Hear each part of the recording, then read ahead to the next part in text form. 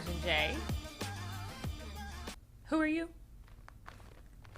This is Jay. And it's Black History Month. It is. Yay! Yeah. So Black History Month, the person that I'm highlighting today, we're going to highlight someone every show day. Yeah, every time we have a show this month. Yes. Yeah. I am Black History because of Kamala Harris, the new VP. Yeah, I love it.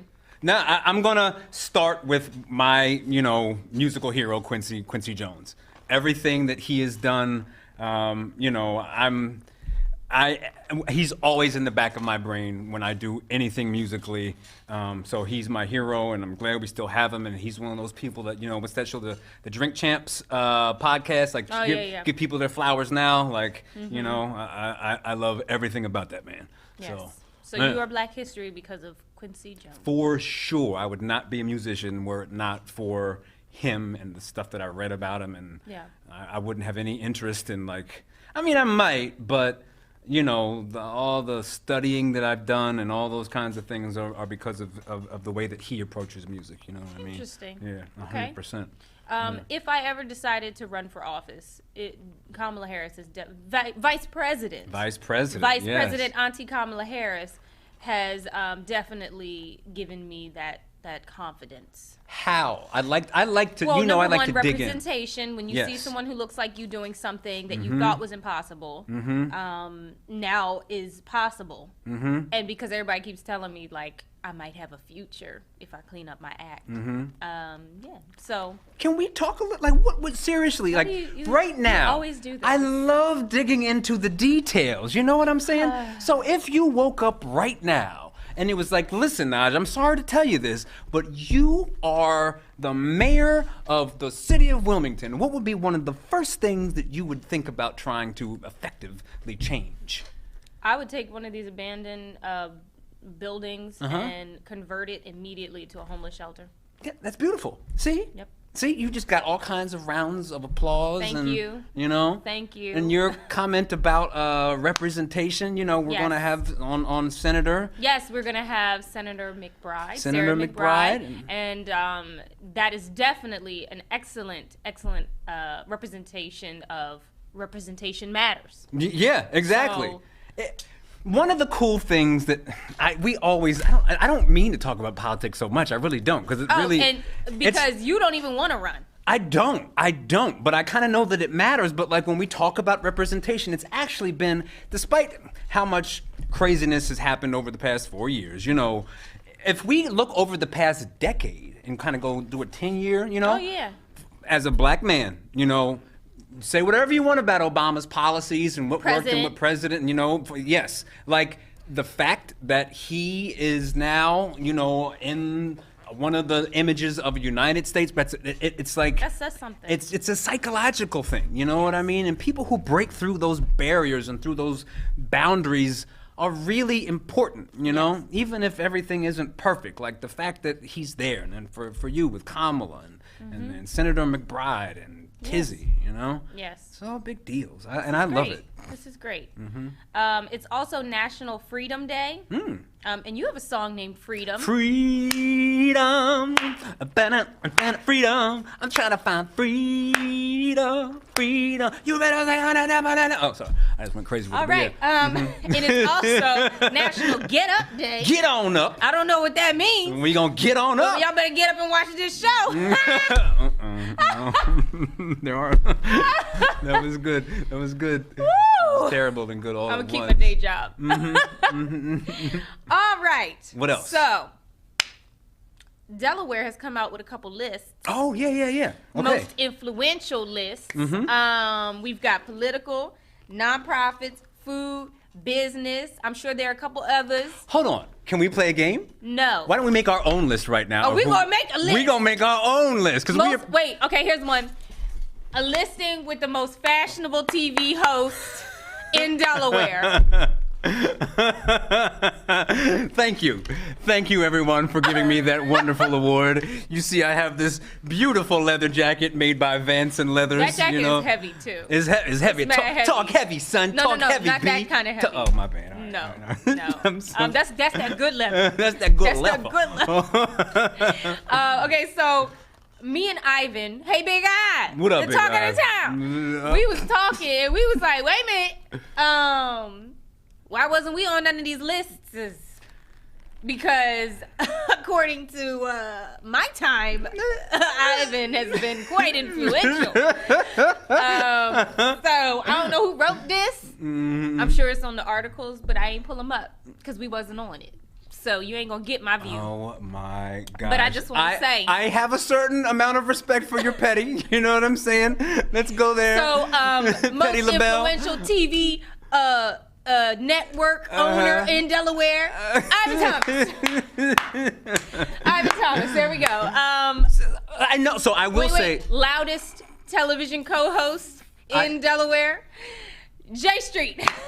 be loud, y'all. I just want y'all to be loud. Be loud. Say things loudly with your loud and proud voice. You know what I'm saying? So there you have it. There were some people on some on. Like, I didn't see the whole list. I don't care. But I'm going to personally shout out Michael Kalmbach because Kalmbach. Yeah. I didn't Kalmbach. see the whole list, but he's in my feed and I love everything he does. So he works with the homeless and he works with people who are in recovery, and he has a whole thing downtown right off of, I think it's Shipley Street, right next to Christina Cultural Arts. And it's an arts place where they can come in and not only get off of the street but be creative. It's the Creative Vision Factory, and he's an amazing guy. Okay. So All right. he's definitely someone that deserved it. I don't know about a whole lot of other people who were on the list, but I remember seeing him specifically, and huge shout out to him. We got to have him on the show. Yes, definitely. Shout out to all the people who were on this list.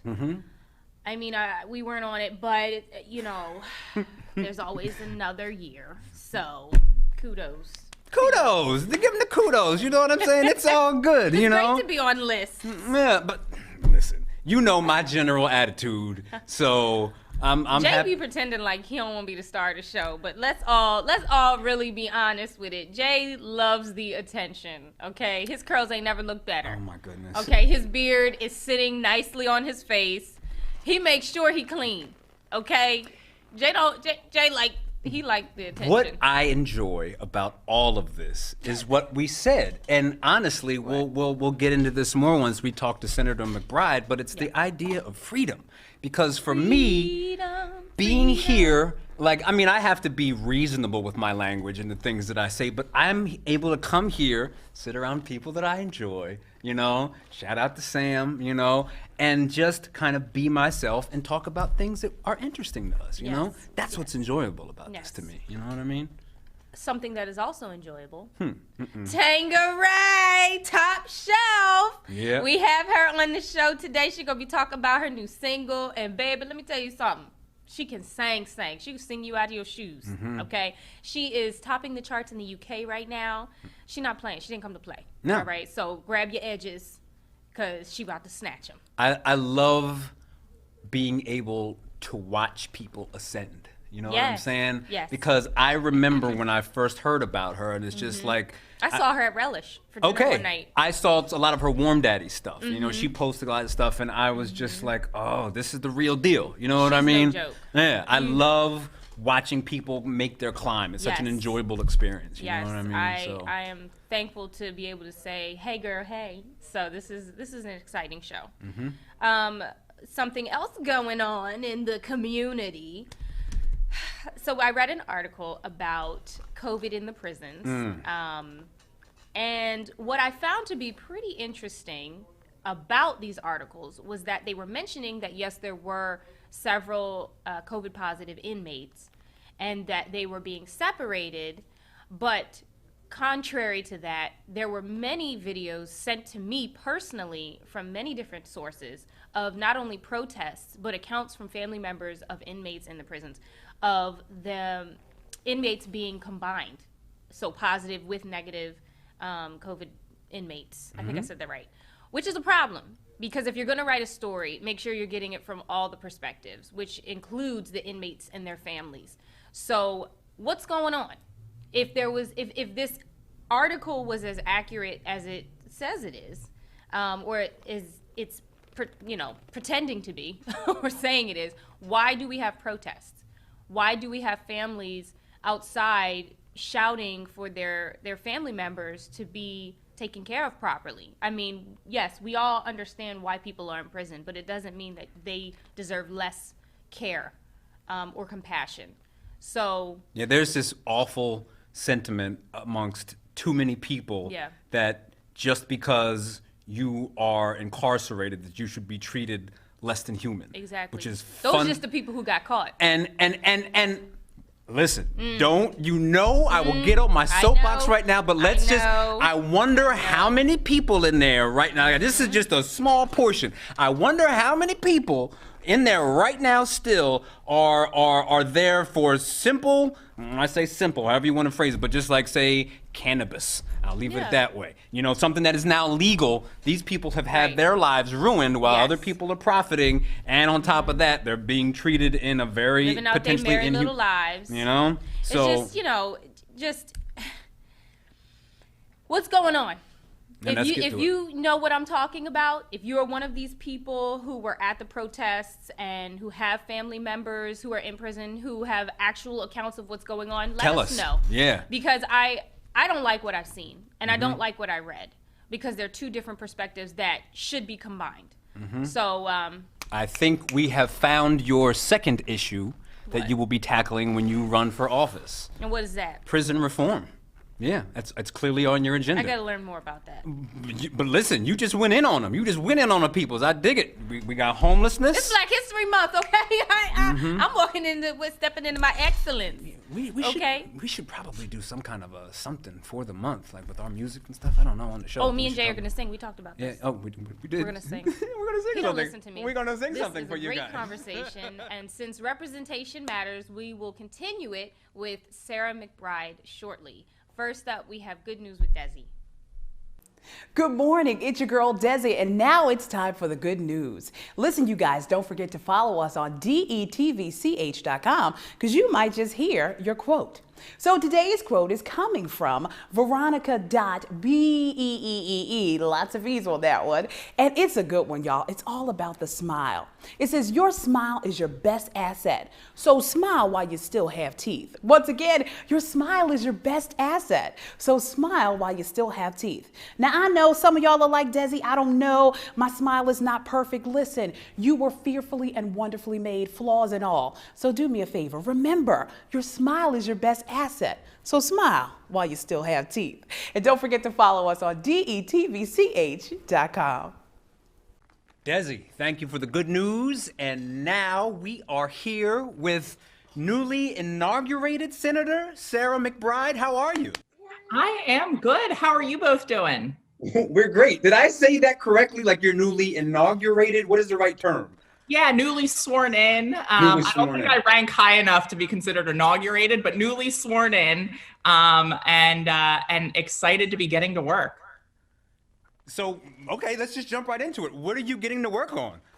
Sure. Well, obviously, we are entering this session with a ton of issues on our plate. Frankly, any one of the issues that we are facing could be enough in a traditional year to fill an entire legislative schedule. But this year, because of circumstances, because of the urgency of the issues we face, we have been called to address all of those issues. So one, obviously, we are facing the worst pandemic in a century and the worst economy in several generations. And that has required us to, one, make sure that we are getting this vaccine out as efficiently and effectively as possible. As the chair of the Senate Health Committee, it is my top priority to be passing along the information to my constituents and pushing and asking critical questions of the administration to ensure that we're getting that vaccine out there equitably, we're getting it out there efficiently, and we're getting it to as many arms as possible. But it's not just about facing the COVID-19 crisis. We've also got to make sure that we're supporting families, working families, through this crisis, since we know so many people who've been on the front lines have faced the brunt of this crisis. And it's not enough for us to just recover from COVID and return to the ways of the past. We have to chart a new path forward.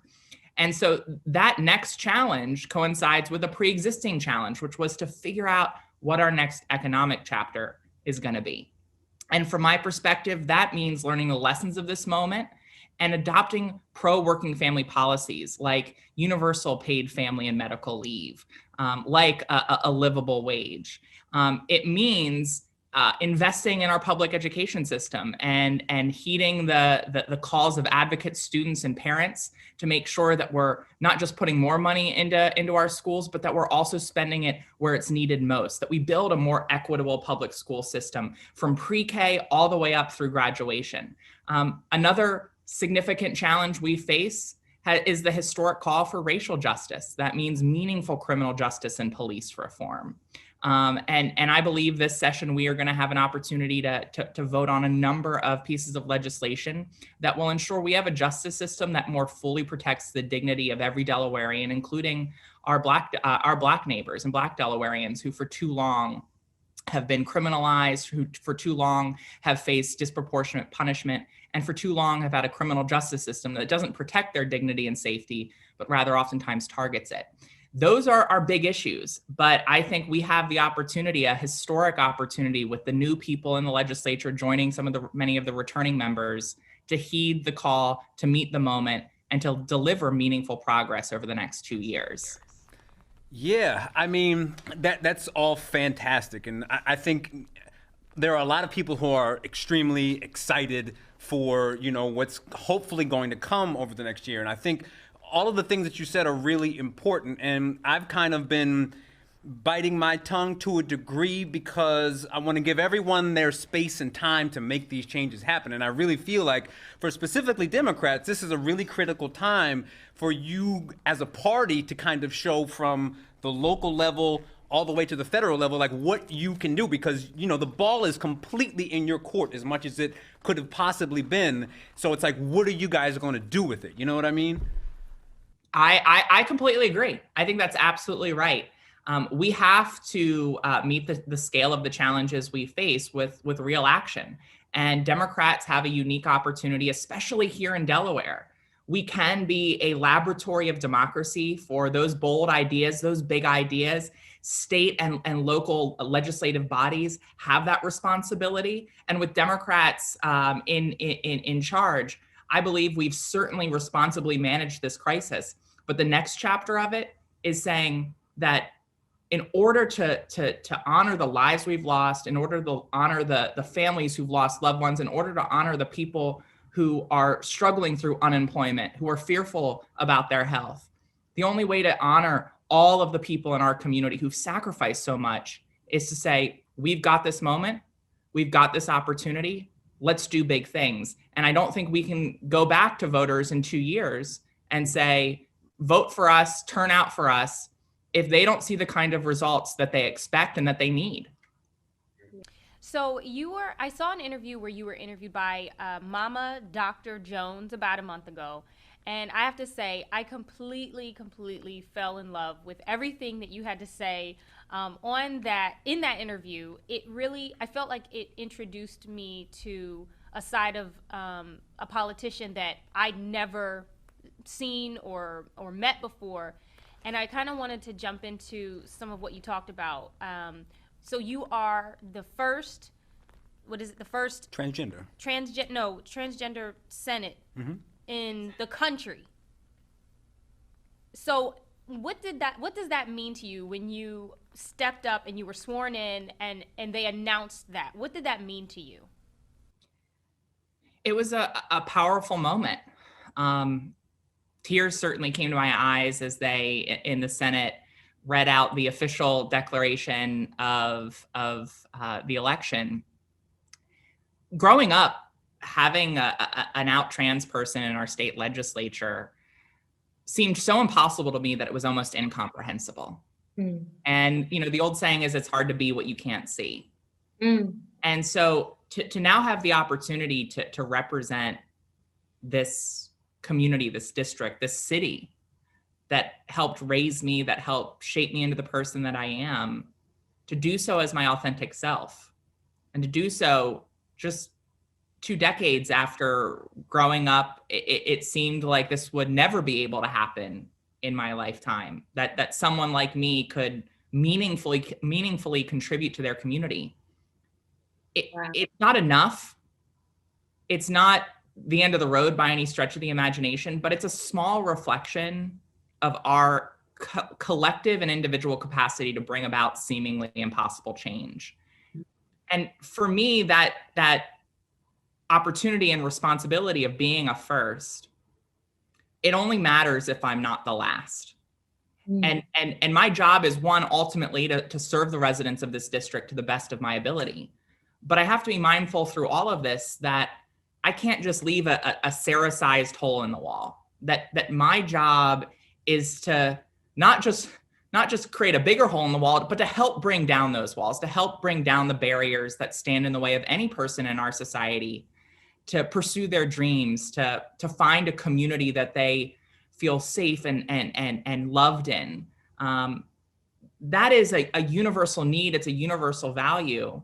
And so for me, I feel a greater sense of responsibility to make sure that whatever time I have in this office, however long the voters will have me, that I use it to do as much good as I possibly can, and to ensure that while I may be the first, I'm not the last.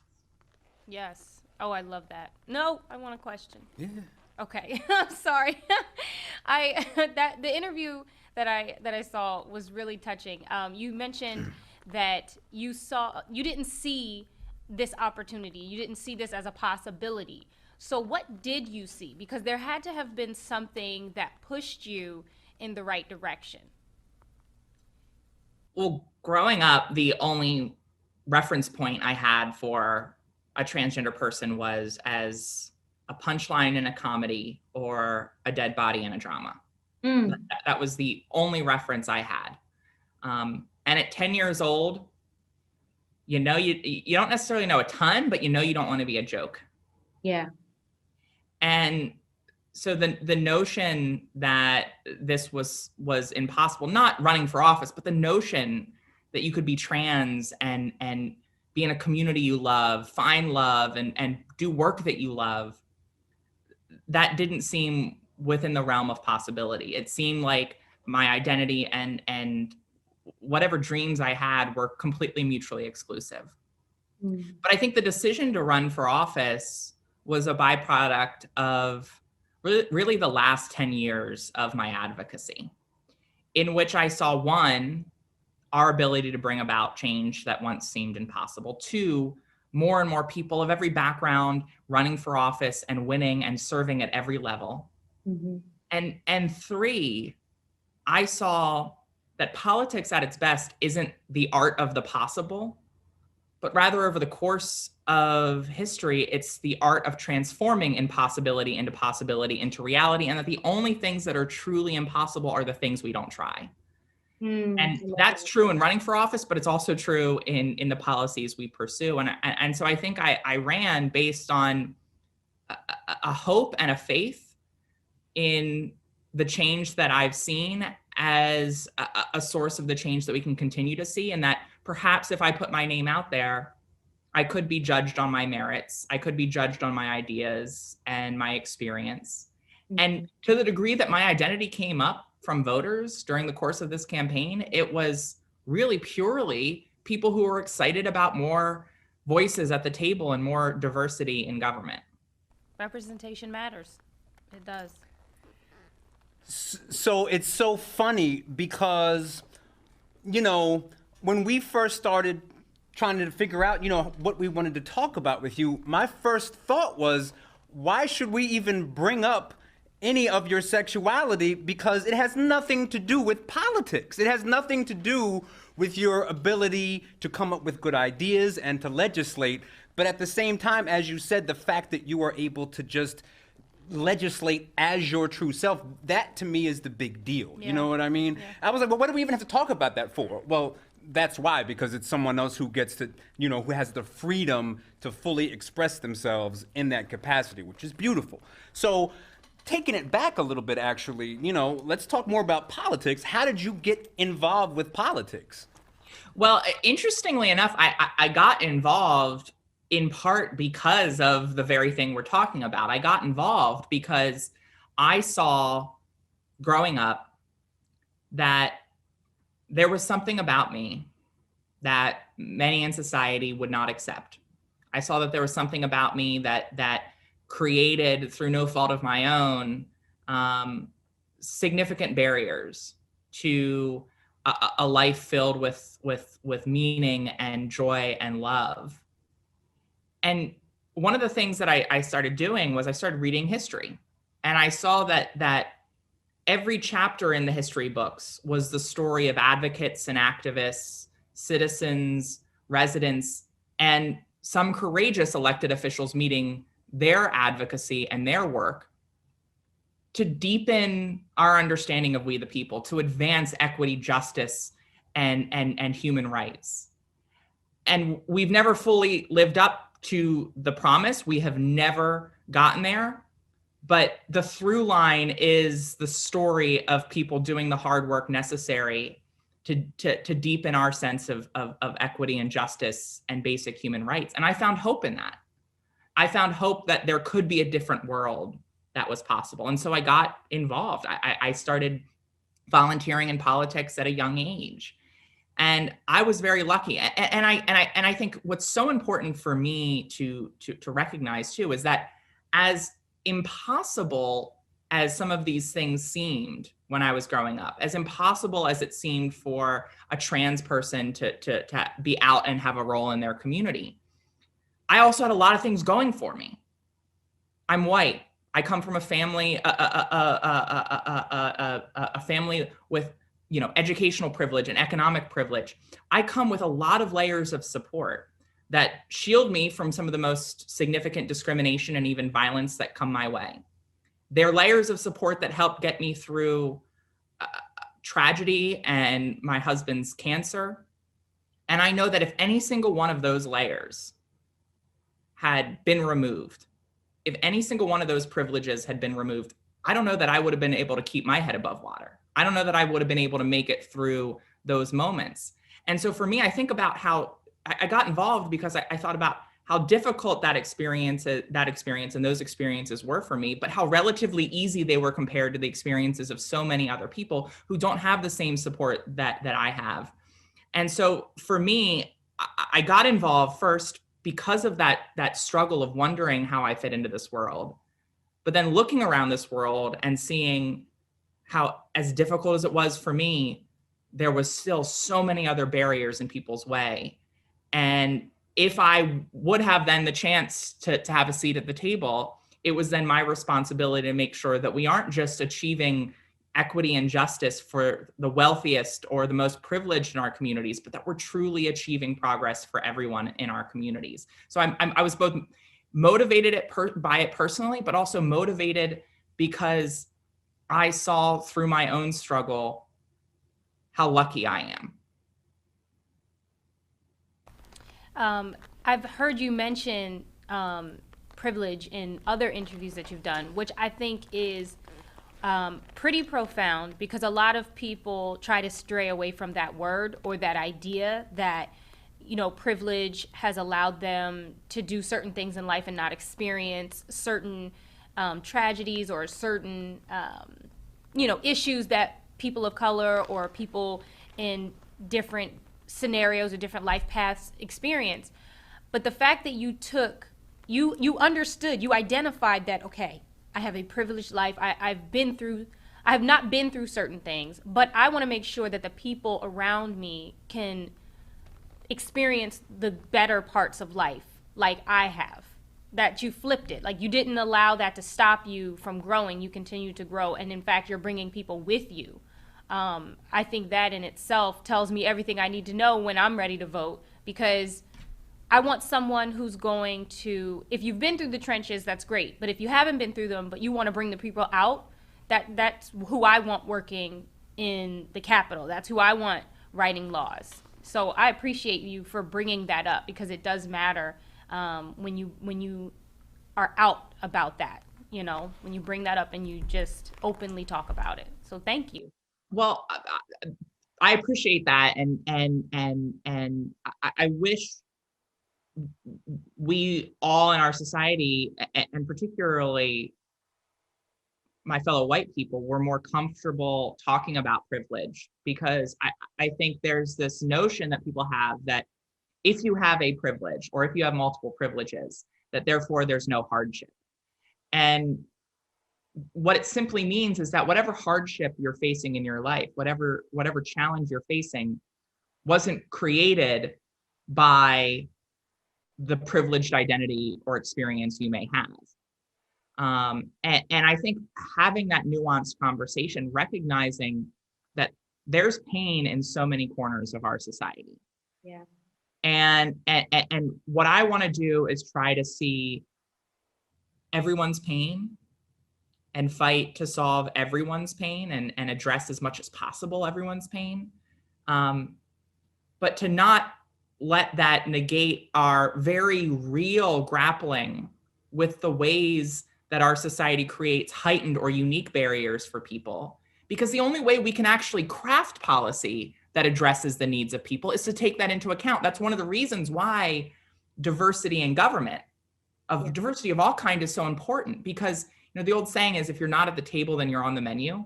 Mm. But even more profoundly than that, diversity in government isn't a luxury. It's a necessity for a healthy democracy, because you can't craft effective solutions for the challenges facing diverse communities if the full diversity of those communities isn't at the table. People will be inherently left behind with what you do if their experiences and their needs are not included, if for no other reason that people at the table will just not know to include those experiences and needs. And so it's so important. And I think we have to grapple with all of this in order for us to not just heal and see people in their experiences, but to actually deliver the kinds of specific policies that folks need.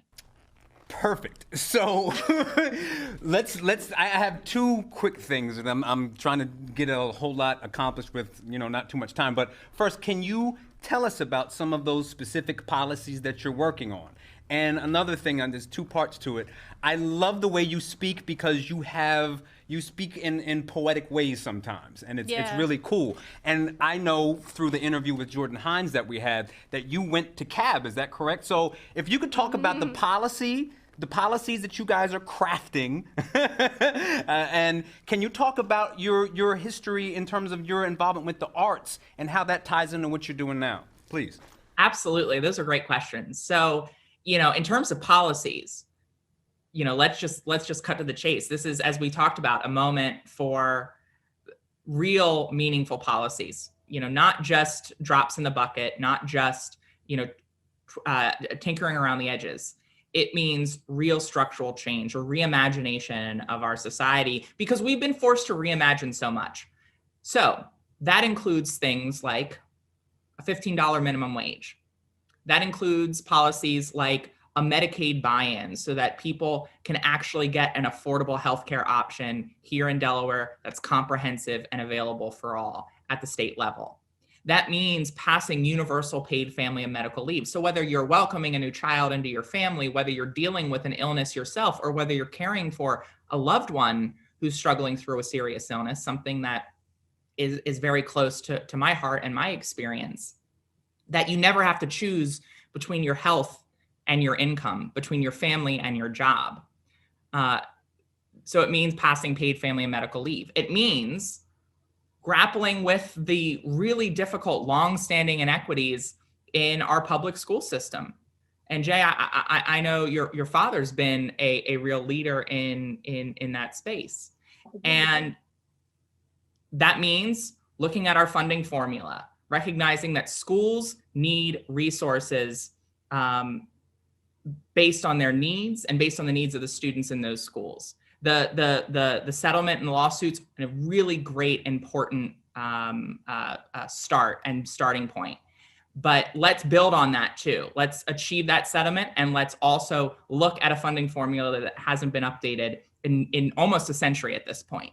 Let's pass universal pre-K and move our state on a path toward every child who's 3 or 4 being able to get affordable or free at the point of entry pre-kindergarten. Let's reform our criminal justice system and our policing system, starting with a real reform of the Law Enforcement Bill of Rights, because that accountability and transparency has to be certainly the foundation upon which other reforms are built. And let's ensure that no matter who you are in our society, that no matter your background, no matter your identity, that this is a state where you are seen, where you are valued, where you are loved, and where you will have a fair shot at pursuing your dreams. And that means equal rights for every single person. That means non-discrimination protections for every single person. All of these things have to come together. One of my favorite quotes is a quote by Audre Lorde, where she says, "There's no such thing as a single issue cause because no one lives single issue lives." And so I think we have a responsibility right now, because of the moment, because of the circumstances, because the challenges we face have compounded the long-standing inequities in our society, to say, we've got to make real progress. We're not going to solve every issue, but we need to make real progress on all of these fronts. And then you mentioned I went to Cab Calloway. You know, I am really excited to serve on the board also of the boards of the Delaware College of Art and Design and the Delaware Art Museum. Art is a really important part of my life story. I wish I was more talented, but it's something that I love, and it's certainly an outlet for me, especially photography and film. And you know what's so powerful for me as an advocate and an elected official about the role of the arts is not only do the arts bring joy and beauty to this world, but the arts are one of the most, if not the most profound avenue for deepening people's empathy, for allowing people to at least have a glimpse into the experiences of someone else, to walk in the shoes of someone else, to broaden their mind and their perspective. And I think that it's through the arts, it's through arts in our community, it's through arts education, and of course it's through the arts that we see on a mass scale that hearts and minds have been changed and opened, that we've made so much progress. It's no coincidence that the arts oftentimes are ahead of politics and government, because they're driving politics and government. And so for me, I really value the arts as someone who enjoys it, as someone who enjoys producing art, and someone who enjoys watching and taking in art. But I also appreciate it as an elected official and as an advocate because of its capacity to bring about change. Yeah. Sarah, I think you've stolen our hearts and minds today. Yes. I'm moving to your district just so I can vote for you. I've decided already. We love it. We love it. Thank you for your time. You are absolutely welcome to join. I would love to have you. We thank you so much for joining us today. I want to apologize. I feel like I was stumbling over my words. I was a little nervous, but and that's because I was watching videos of interviews of you all night because I wanted to know who I was talking to, and I just want to say you have a fan. So thank you, thank you, thank you. I plan hopefully one day to meet you, and I wish you all the best in your journey, and thank you. Well, you both have a fan here, and I would love to join you anytime, and I can't wait to do so in person. Yay! Thank you. Thank you. Everyone needs help at some point in life. My name is Rosie Tooley, and I have created Lessie, which gives entrepreneurs the help and support they need to develop their skill and business background. The people who are a part of this are very excited. They buy into the vision of it. I have met people who have had everything stripped from their lives. These are unique, creative, and powerful people, and my goal is to give them the opportunity to reveal those qualities. It takes a village to raise a community. And Delaware is part of my community, and they're a part of this community, because what I'm doing here with financial peace could not have been done without Delaware's contribution.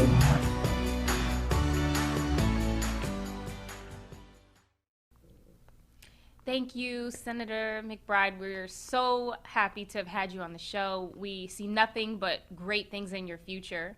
Now we have my sister queen, the songstress herself, the amazing, the talented Tanqueray Top Shelf, baby.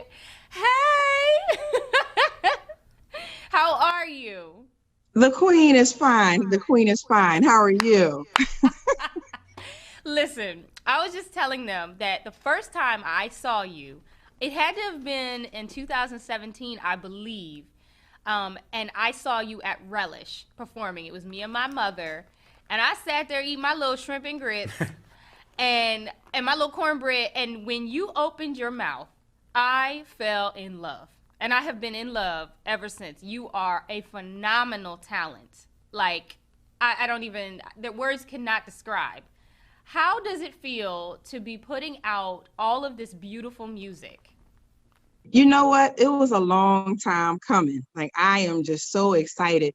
And to think it was COVID. So I got COVID to thank for this, you know? Mm-hmm. And I'm telling you, if COVID hadn't happened, I probably still would be just ripping and running, singing my covers, and just, I guess more so just focusing on surviving.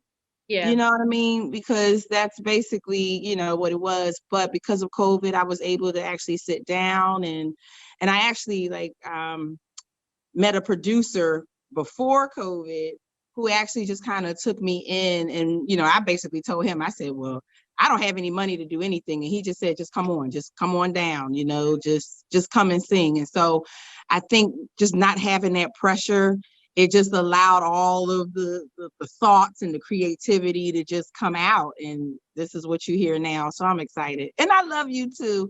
I was so excited to come surprise you that night when you were performing. Yeah. You know, I was excited because I didn't have to work and I could just come down and just enjoy myself. And your parents are great. So, you know, tell them I said hello. I will. Listen, I saw you in the crowd in the corner of my eye. She had on this white fur coat. Baby. Oh. She was like, hey, sis, how you doing? Like, I'm here. Listen. The queen, you know, the queen don't go out often. So I had to dust it off. And, you know, I got to let people know that, you know, the queen is around, you know. Okay. Okay. Listen, I've been following, I'm sorry, Jay. No, have at it. Okay. I have been following, you are topping some charts in the UK. What? You know, my producer, T.L. Scheider, which he is the younger brother of Gary Scheider from Parliament Funkadelic. So his brother was the one that wore the diaper on the stage all the time. And so very talented family. He knew one of the DJs and he said, well, look, we're going to put your, so the original song was This Thing, the first one that came out. He said, I'm going to send it to him. And so he sent it to him. And then after that, you know, they were inboxing me and it just started taking off. And so I was just like, wow. But I had heard previously just from musicians and all, they told me if I had the chance to put music out, they would love me overseas. They would love me in the UK. Okay. So, okay, I'll go back to the first time that I found out about you. I was actually at a rehearsal with my band, and we were just talking about, you know, up-and-coming musicians and people that you should know. And this is a couple of years ago, you know, because you're slowly, you know, in the best way possible, just rising and rising. And my drummer, Ted, said, listen, have you heard of Tanqueray? I said, nah, show me Tanqueray. So we went on to the IG and opened everything up, and I was like, oh my God. Yes. And it was just like, so I immediately followed you, and I've been following you since then, and it's been so cool to watch your just slow burn to bigger and better things. So can you talk to us a little bit about like I'm assuming you've been singing for a very long time, but like when you first started getting your buzz in Philadelphia, where did that start? Okay, so yes, I've been singing since 5, started singing in church. And so even as a young girl, like I wanted to be the next Whitney Houston. Like that's all I knew. I also was an athlete. I was a nationally ranked runner. So I ran track, got a track scholarship to LSU. And even around that time, like I was just singing on the choir, but, you know, singing was just always in me. But of course, you know, people start, you know, coming in your ear. Well, you know, the chances of you being Whitney Houston is not great. So you need to focus on a career. Mm-hmm. So ended up working in the healthcare field, you know, which I love. I love my patients and, you know, I would sing to my patients, but there was always a part of me that just wasn't happy. I felt like I did not like find where I'm supposed to be. Like this, I mean, healthcare is nice, but this isn't it. And so back in 2013, a friend of mine named Mr. Man Frisbee, he had a birthday party. And so it was like Mr.'s jam session. So it was Lady Alma, Jaguar Wright, a lot of the local Philly talent. We were all at this venue, and he said, I want you to come and sing too. So he, you know, he had a lot of his friends there. So I actually sang Mr. from The Color Purple. Oh. And so, you know, remember when Suge Avery was in the juke joint? Yeah. You know, she's his sister, but I did Mr. since that was his name. And so everybody loved it. They're like, well, who are you? You know? And so from there, like, that's where I met a lot of the Philly musicians. And then from there, it was like, hey, I need a vocalist. Can you come out? Can you sing? So I'm like, okay. So I started hanging with this group called Mosaic Flow. They're kind of like the Roots, you know, they're a band from Philly. And, you know, they always use different local artists. So I would, you know, work with them. And so one of the bass players had filled in, and his name is Cedric Napoleon. He's part of one of the original members of Pieces of a Dream from Philly. So him and his wife had approached me and said, oh my God, you're amazing. We want you to work with us. So I'm like, okay.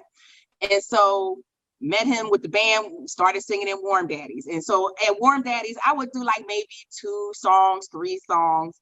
So I did that a couple times, and then management approached me and said, you need to have a whole weekend, and we think you could do it. And so that's how that started. And so, well, actually, let me take that back. Before I had my first weekend at Warm Daddies, Kelsey's down in Atlantic City, I opened up on New Year's Eve, December 2014 for him in the evening. So that was like my first solo event. And then right after that came Warm Daddies. And then after that, I've just been running ever since. Wow. That's beautiful. Like, you have so many people, you know, who are like, well, how do you make it? How do I get my name out there? And I've always, when I talk to younger people in terms of, you know, who are really starting at the beginning, you know, what I love about your story is that you're doing it just totally organically. You know, people want to see you because you sing well. Yes. It's just that simple. You are good at something. You work on your craft. You get better, and naturally, more people want to see it. And it's beautiful to see that in a time where there's so many mirrors and ways to make yourself, you know, not what you are. Just show up to the place and sing all you can. You are literally what Aretha Franklin and Patti LaBelle would call a singing somebody. Because there are so many people. Is this a shade moment, Jay? Listen, throw it. Woo, baby! There are so many people who are on this cloud of clout and don't have a lick of talent. But you, my dear, the way you sing is literally from the depths of your being. You pull that voice and that emotion out of people. I have seen people literally like get church up and this how they be when you perform. I'm like, you know, she's singing about somebody, man. That's okay. That's okay. Sing it. That's sing it. So the fact that you are putting out your own music and allowing yourself to live in that moment, and then your daughter gets to see it. Oh. Let me tell you, so I worked at Pennsylvania Hospital for 6 years and had so again, that birthday party was 2013. 2014 was when I decided to leave Pennsylvania Hospital. So I'm like, hey, I think I could do this full time, you know? So I got a part-time job and I left the hospital. People thought I was crazy because, you know, you leaving benefits and you leaving security, but I said, I won't know unless I do it. And I really wanted to do it. So I did. So I left there September 2014, found out I was having my daughter in June 2015. So a part of me was like, oh my God, here I am, you know, I done quit my job and now I'm about to be a mom. So I honestly did not think I was going to be able to do it. And it was almost like God, you know, it was just like God said, no, you're going to be all right. You're going to do it. And then even that whole situation was just something else. And, you know, I said, well, I'm gonna be a single mom and I'm gonna just do what I gotta do. And now she's 5 and she knows all my songs. The child sings. She has a good ear. She reminds me of myself when I was a kid. And it's just amazing because now I want it even more, not even just for myself, but for her. And so she definitely is an inspiration for me with my music. When we gonna get her reality show?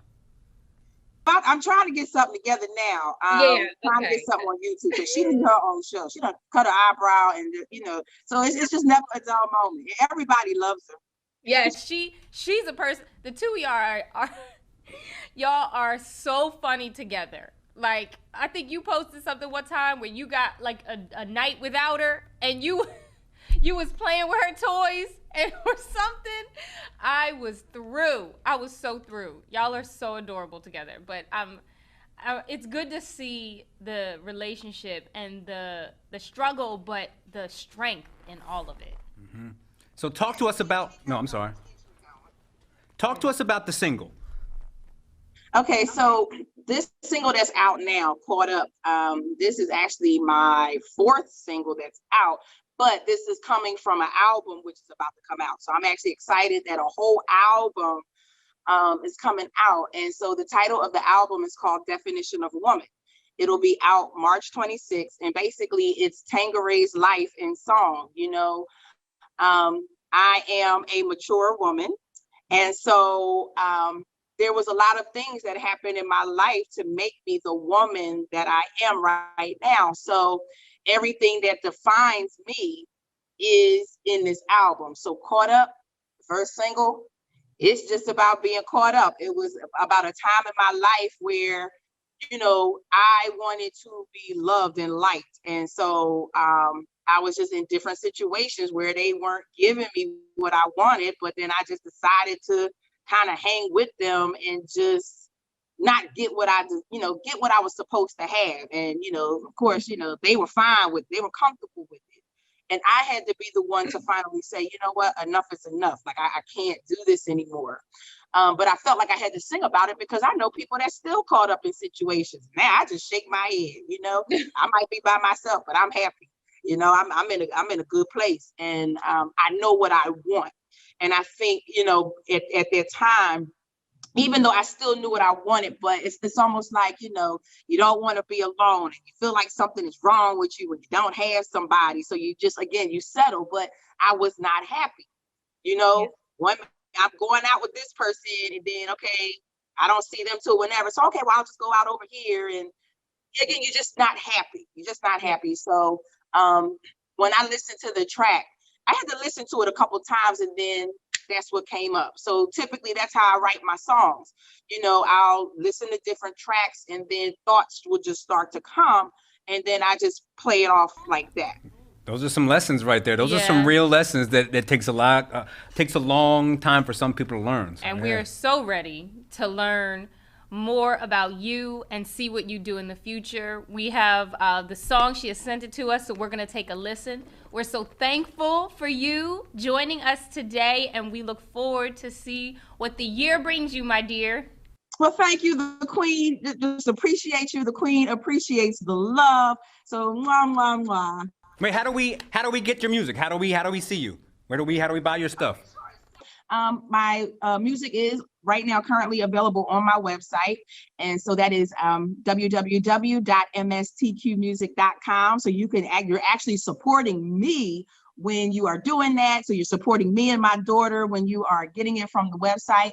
I do have music on iTunes and Spotify and all the other digital stuff. But, I don't see much of that. It's like, whew, dust. Like, where is it? Like, I don't see much of that. So, so come on over to the website because that's where the album's going to be. So if you want the album, you're going to have to come to the website. You gotta come and support us, sister.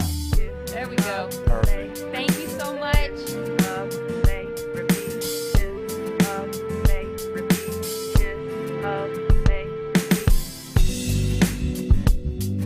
This one, sweet as can be. I love the way he holds me. But I know he's not ready for what I really need. So I'm caught up in my mind, caught up wasting time.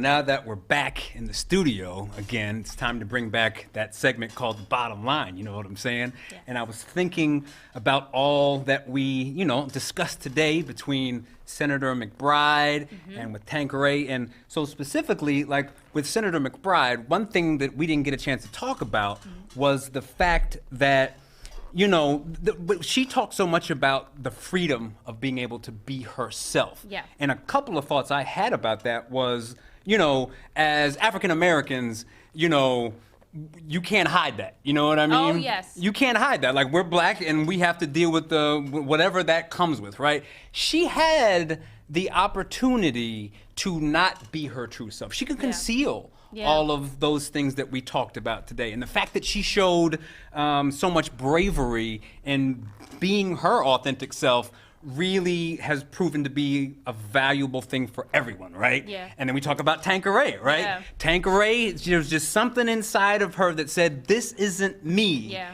And she addressed that, and she again found that courage to be her real self. And now we are all, being blessed with her vocals. So, guys, the bottom line for today is be courageous enough to be your authentic self.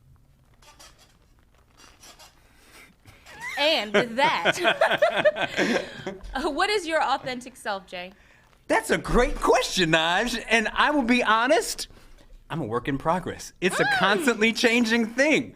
I think this is pretty authentic me right now. You know what I mean? Like, I love my leather jacket. I'm just kind of a t-shirt and jeans dude. I'm a simple man, On one hand, I could play the whole Tower Hill Morehouse thing and kind of be that guy and, cut off my hair and meet that expectation, but that's not me. No, you know what I mean? not at all. And we wouldn't be friends. That we wouldn't be That's friends. why we weren't. Now maybe I should probably go back to being that person. That way we don't have to be. No, I'm playing. Well, my true authentic self Talk about it. is the petty, okay? And that's why I said we would not be friends. Because I can't. I can't do it. Yes. But my true authentic self is wild, crazy hair, changing up all the time. What is it? Not obnoxious, but colorful and vibrant and patterns and, outfits out the wazoo, just being me. Can I say, and you can just go zip and tell me to be quiet, but earlier in the week, or actually over the weekend, Nadj sent me a video. She was trying to kind of get me up to speed with her history as a musician. And she sent me a YouTube video of her from years ago, I think just after The Voice. And I watched it because I don't know really that side of you. Yeah. And it was really interesting to me because whoever that person was it was not you. I was like, she's not being funny. She's not being goofy. You know what I mean? So I think it's been really cool to see you find the courage to be your authentic self. And well, Jay, we're all the better for it. When you've had time to work on yourself and love yourself, you can turn into this. I love myself. Get that vibrato right. There's only one. We love you, Kima. We love you, baby. Thank you for watching. Be your true, authentic self. Okay. Dance. You about to do something. I'm just on my bike, baby. I'm just riding. Baby. See ya.